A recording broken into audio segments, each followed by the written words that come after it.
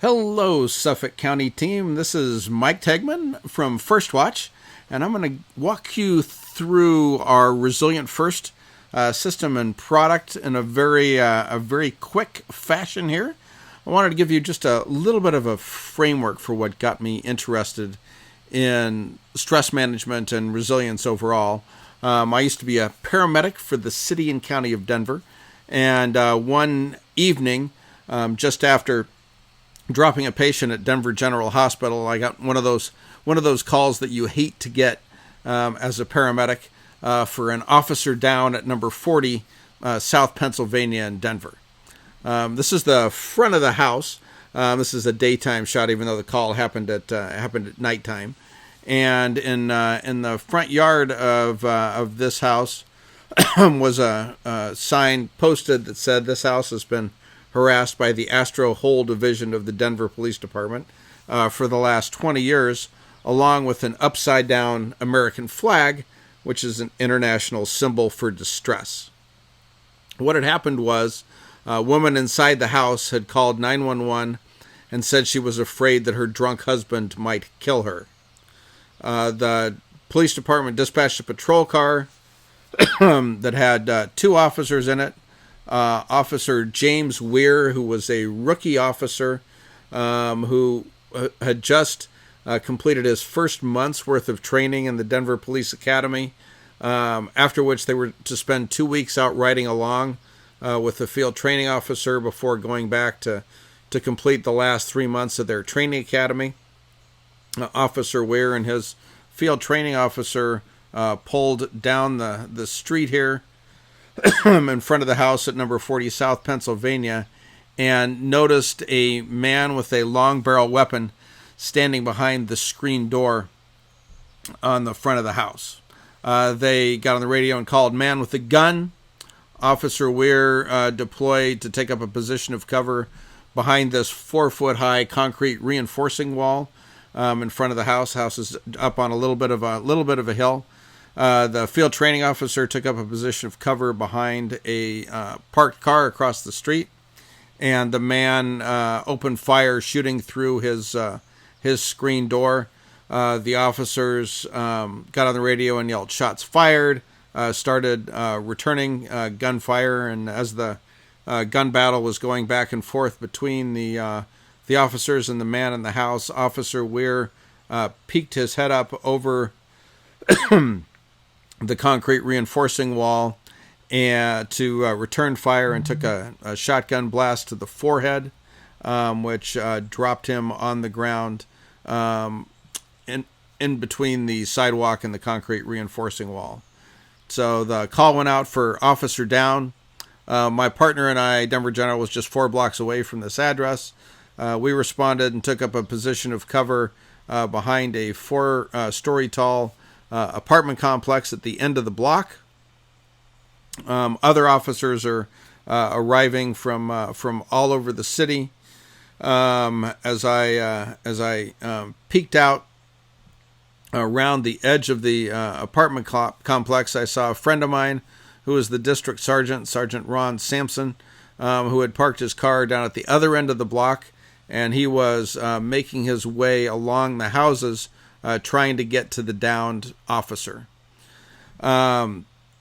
Just as he got right up close to Officer Weir, he took a shotgun blast to the chest and was dropped on the ground next to Officer Weir. So we now had 2 officers down in the middle of an active gunfight. Police officers are arriving from all over the city. Some of them are pretty wild-eyed and pretty panicked. Others are pretty cool and calm. Somebody got on the police radio and said, "Hey, the street lights and the lights on front of houses are backlighting officers that are approaching, making us easier targets." At which point in time, every panicked police officer on the scene turned around and shot out all the street lights, all the lights on the front of people's homes, and rendered the neighborhood into darkness. Shortly after that, the Denver Police Department SWAT team and a pumper from the Denver Fire Department arrived on the scene. I contacted the commander for the SWAT team, and we quickly hatched a plan to extricate the downed officers. We talked the fire captain into putting a ballistic shield in the window of the pumper, and my partner, myself, and the SWAT team and 2 EMTs from the fire department rode on the sideboard of the pumper, and we drove down in the gunfight to park in front of the house here. The SWAT team commander said he would give us 30 seconds of non-stop cover fire into the house while we extracted the downed officers. So he did the count of 5, 4, 3, 2, 1, and they lit up a non-stop stream of automatic weapons fire into the house. My partner and I and the 2 EMTs from the fire department went parallel to the gunfire and extracted both of the downed officers behind the pumper, took them back down behind the apartment complex here to where another ambulance had arrived, and we each ambulance took one of the officers to Denver General Hospital. On arrival, Officer Weir was pronounced dead. He did not survive his injuries.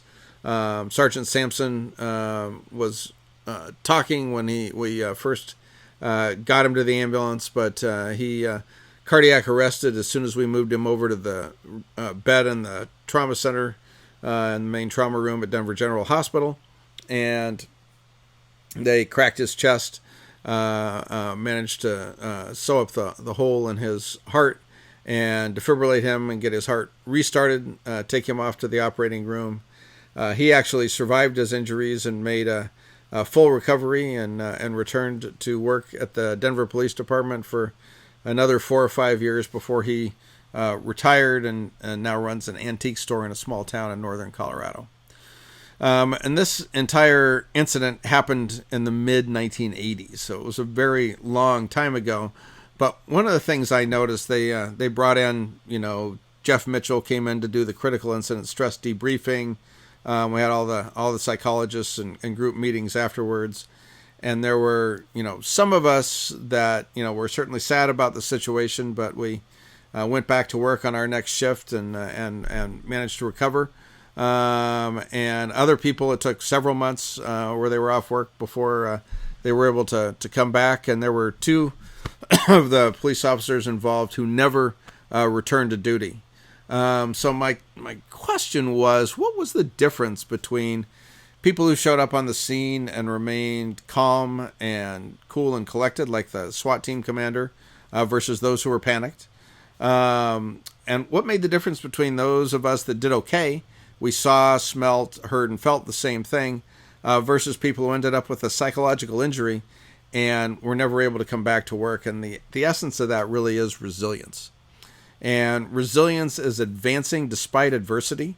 So it's not just bouncing back. It is the ability to continue on, live a full, happy, and growing and productive life no matter what life throws at you. For this little session here, I'm going to spend time with you. There's a